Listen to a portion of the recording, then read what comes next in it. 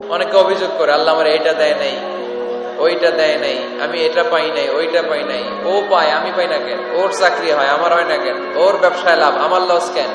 ওর বউ সুন্দরী, আমার টাকা লাগেন? আছে না নাই? না, অভিযোগ করবেন না।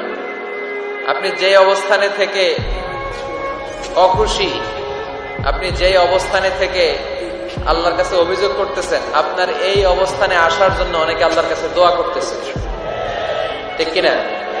কিন্তু আপনি এই অবস্থানে খুশি না। অনেকে এই অবস্থানে আসতে চায়, তাদের স্বপ্ন যে তারা একদিন আপনার স্থানে আসবে, কিন্তু আপনি আপনার জায়গায় থেকে খুশি না। এজন্য উনজুর ইলা মান হুয়া আসফালা মিনকা, তোমার চেয়ে যে খারাপ অবস্থায় আছে তার দিকে তাকাও, তাহলে তোমার মনের দুঃখ ঘুচিয়ে দিবে কে? আপনার চেয়ে যে খারাপ অবস্থানে আছে তার দিকে দেখেন কি অবস্থা।